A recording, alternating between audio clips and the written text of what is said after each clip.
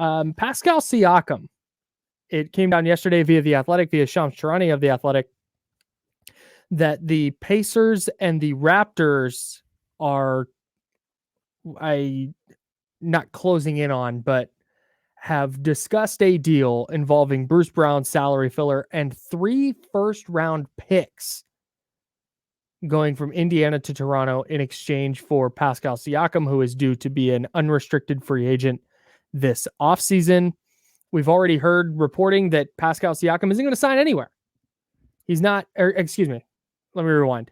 He's not going to commit to signing anywhere. He could land with the Los Angeles Lakers or the Boston Celtics or the New York Knicks or whatever team.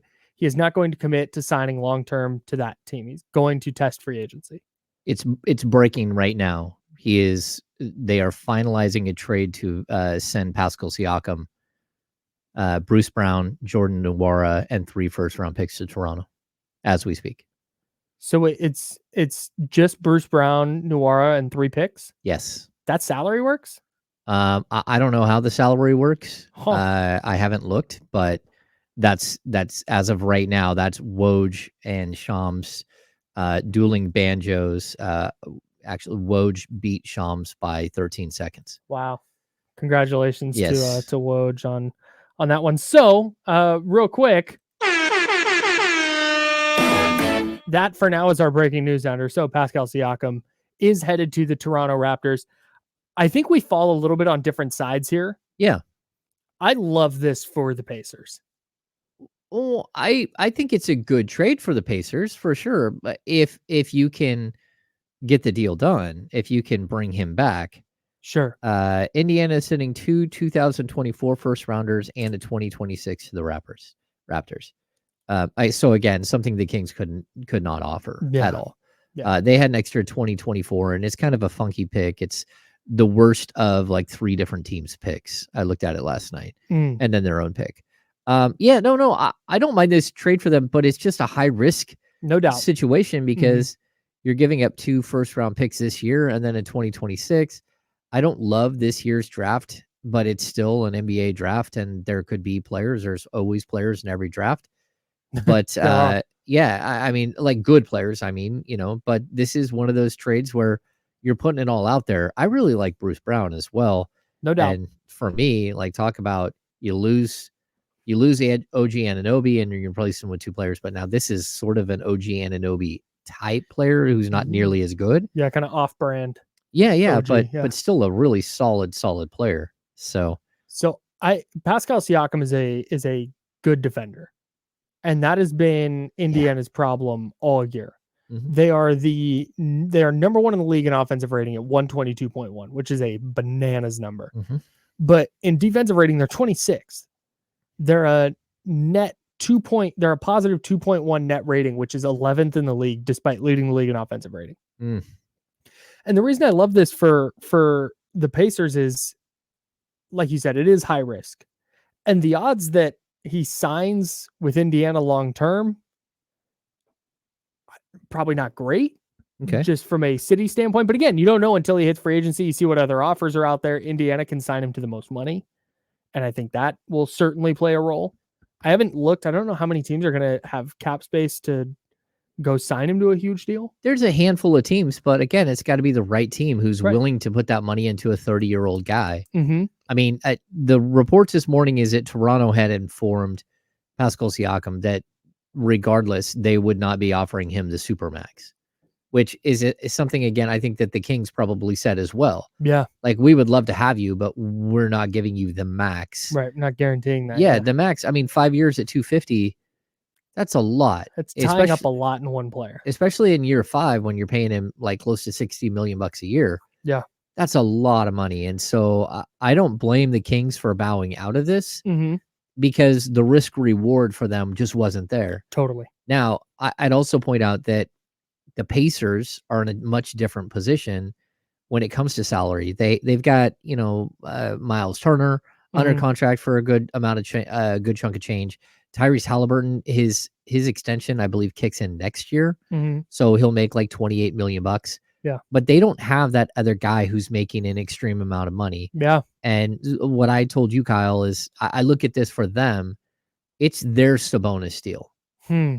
It's the deal that they're making to go get a player like Sabonis that can be the second best player on their team next to Tyrese Halliburton. Yeah.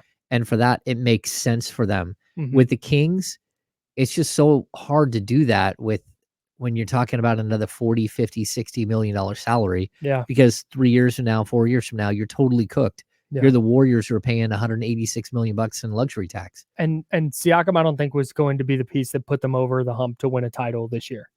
No, which is what maybe makes that worth it. But yeah, you can't take that risk for this year thinking that it's going to make you a title contender at all. I mean, that's really tough. Yep. You had a stat that I thought was really incredible from The Ringer.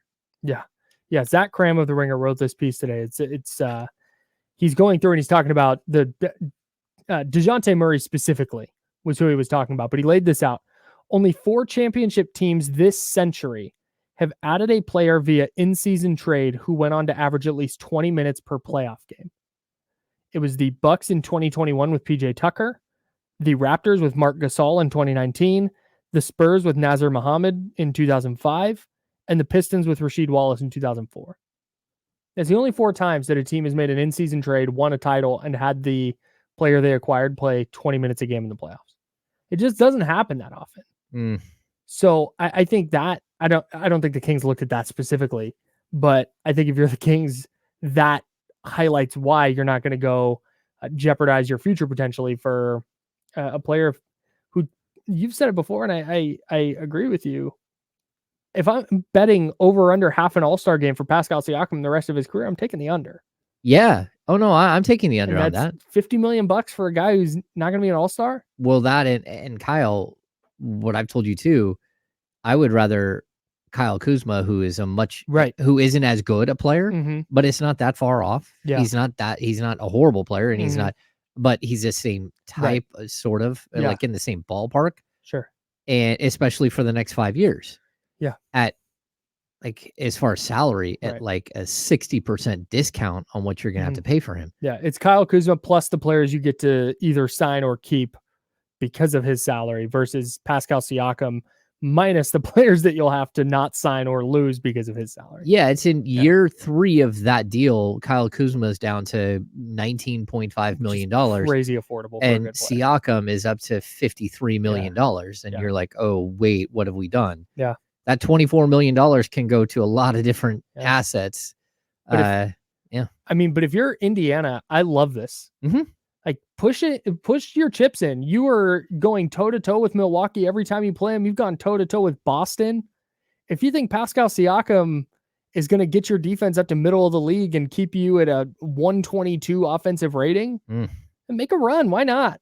No, I get it. I'm here for it. I'd even say, like, the one downfall for them, man, the East is a lot more difficult to get to the top than the West. Yeah, no doubt. That's true. Like, I mean, the Kings might be a major piece away from competing with the Denver Nuggets.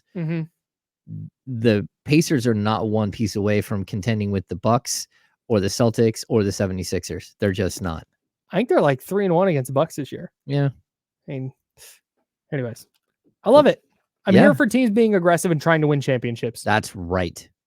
So, anyways, Pascal Siakam is going to the Pacers. That was literally during the break. It broke. I didn't see that. It broke as you were talking. It was like 32 seconds ago. I'm looking. It's like it just happened. What was so funny is I teased going to the break, like, Pascal Siakam on the move. We'll tell you where next. And at the break, I'm going, that was stupid. He's not actually on the move. Then he's on the move. Like, literally as he moves. Kyle. I spoke it into existence. I have $1 million in my bank account.